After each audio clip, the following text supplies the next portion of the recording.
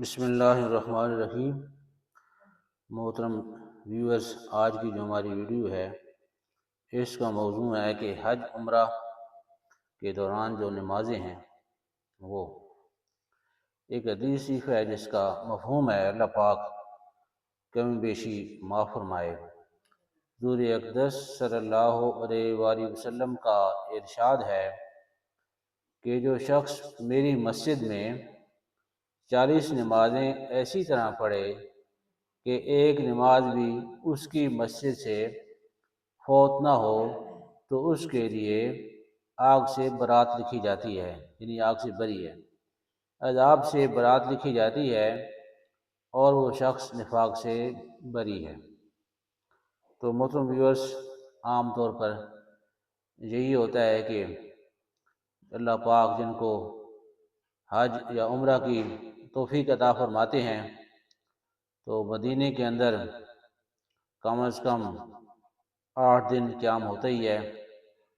تو ان دنوں میں کوشش فرمائی جائے کہ آدمی اتنا پیسہ خرچ کر کے جاتا ہے اور ٹائم بھی خرچ کرتا ہے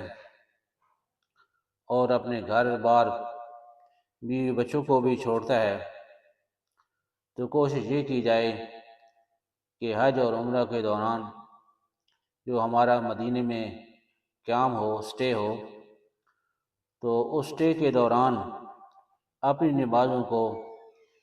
یعنی وقت پر مسجد کے اندر، مسجد نبوی کے اندر ادا کرنے کی کوشش فرمائی جائے، کیونکہ جو ایک دن گزر گیا وہ زندگی میں واپس نہیں آئے گا۔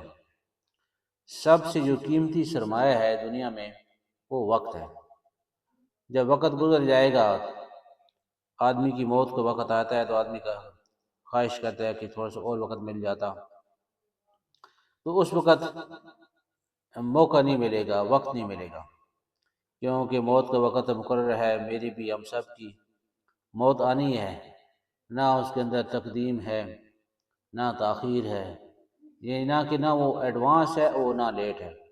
جو وقت مقرر ہے اس پر موت آنی ہی آنی ہے، اور یہ پتہ نہیں کس وقت موت آ جائے۔ اس لیے ہمیں اللہ پاک سے دعا بھی کرنی چاہیے کہ اللہ پاک ہمیں توفیق عطا فرمائے، حج عمرہ کی توفیق دے۔ جب توفیق مل جائے تو اس کا شکرانہ یہ ہے کہ جب ہم مدینے میں رہ رہے ہوں تو نمازیں ہماری جماعت سے ادا ہوں اور مسجد نبوی کے اندر ادا ہوں، اس لیے اس کا اہتمام فرمایا جائے۔ اکثر جو حاجی صاحبان ہیں، عمرہ کرنے والے احباب ہیں، وہ ایسے ہی کرتے ہیں۔ اس بات کی دوسروں کو بھی ترغیب دی جائے۔ بعض دفعہ ایسے ہوتا ہے کہ کسی آدمی کو جانے کا موقع مل جاتا ہے یا دوسری لوگ کسی کو بھجوا دیتے ہیں، اس آدمی کی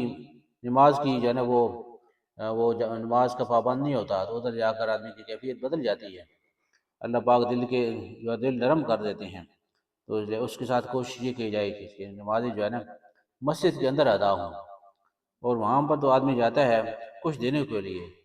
تو اپنے گھر میں تو پوری زندگی رہنا ہے، تو اسی گھر کے اندر آ کر بھی اپنے مسجد کو آباد کیا جائے۔ مسجد کے اندر نماز وقت پر ادا کریں گے تو اللہ پاک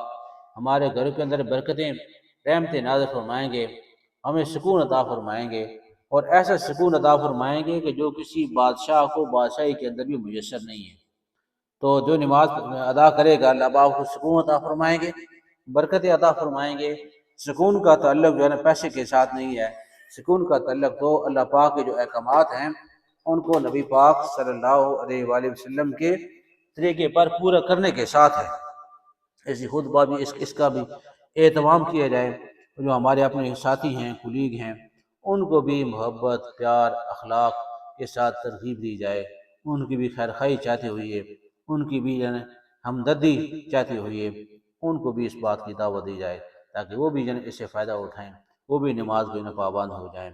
اور نماز پورا دین نہیں ہے لیکن دین کا اہم ترین حصہ ہے، موسٹ امپورٹنٹ پارٹ ہے، یہ اہم ترین حصہ ہے دین کا، اور اس کا حقوق العباد ہیں، اللہ کی مخلوق کے حقوق ہیں، وہ بھی ادا کیے جائیں۔ اللہ پاک ہم سب کو عمل کرنے کی توفیق عطا فرمائے۔ بہت شکریہ، جزاکم اللہ خیر۔